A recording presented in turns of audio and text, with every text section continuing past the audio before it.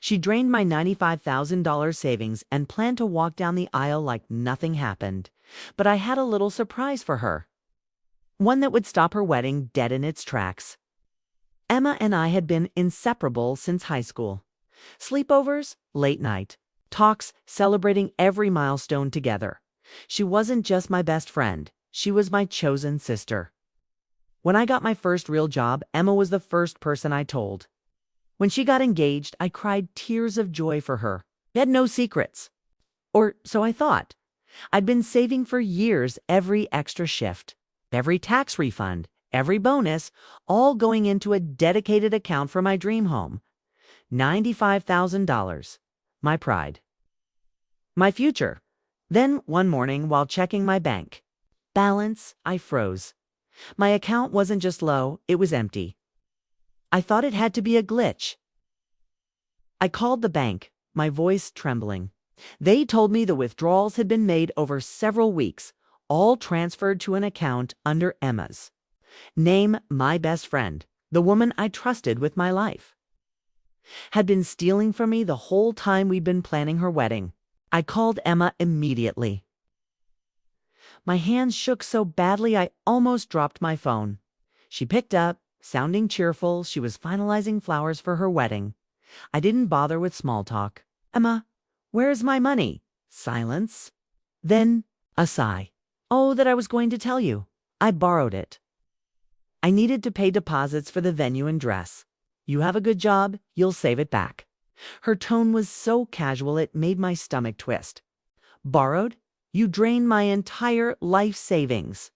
Without even asking me. She rolled her eyes. I could hear it through the phone. Don't be dramatic. You're like my sister. My happiness is your happiness, right? That's when it hit. Me, she didn't feel guilty. She thought she was entitled to my money, and she had no intention of paying it back. I hung up, my chest burning with rage. If she thought she could humiliate me and get away with it, she had no idea who she was dealing with. That night, I couldn't sleep.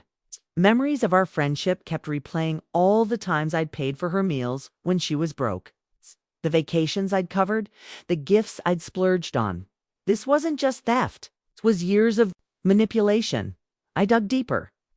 I called the bank again, asking for copies of every transfer. She'd started moving my money months ago, in small chunks at first.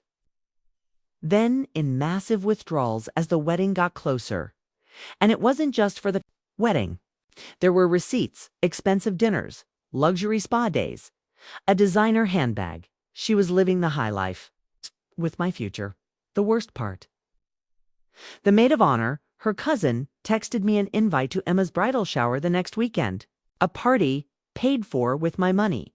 That was the moment I decided. I wouldn't just confront her. I would destroy her fairy tale in front of everyone. I spent the next few days gathering evidence. Bank statements, text messages, even screenshots of her social media posts showing off things she'd bought. Things I now knew I had paid for. I met with a lawyer who confirmed exactly what I wanted to hear. What she'd done wasn't just immoral, it was criminal. Then came the hard part. Patience. I had to smile at the bridal shower, acting as if nothing was wrong. Even hugging her when she introduced me as the best friend in the world. My stomach churned, but I played my role perfectly because my plan needed one thing. The perfect stage. And that stage would be her wedding day. I timed everything with precision. Guests, photographer, venue manager, everyone would be there. And when the moment was right, my surprise would make sure she'd never forget what she did. The venue was breathtaking. White roses, crystal chandeliers, the sound of a string quartet. I wore a deep red dress, not to blend in, but to stand out. Emma looked radiant in her gown. Until she saw me. For a second, I thought she might actually feel remorse. But no. She smiled and kissed my cheek, whispering, "Glad you came, sis." I smiled back. She had no idea this was the last smile she'd ever get from me. Halfway through the ceremony, slipped out and signaled the officer. Waiting outside. Yes, officer. My lawyer had arranged for the warrant to be served at the perfect time. The music stopped when the officer entered. Guests turned their heads, whispers spreading like wildfire. The officer walked straight to Emma. Emma Reynolds. "You're under arrest for theft and fraud." Her face went pale, then flushed crimson. "This is a joke, right?" she stammered. I stepped forward, holding up the folder of evidence. "Not a joke. $95,000, all documented." "Enjoy explaining that to the judge." Gasps filled the room. Her groom's jaw dropped.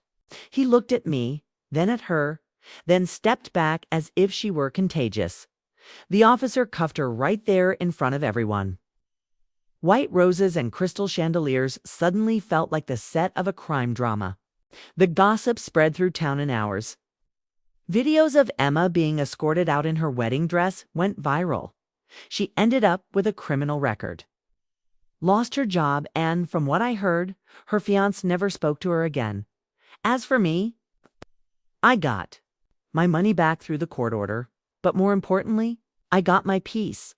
I realized something that day. Sometimes the best revenge isn't screaming or fighting. It's letting the truth speak loud enough for the whole world to hear. And in that wedding hall, the truth was deafening.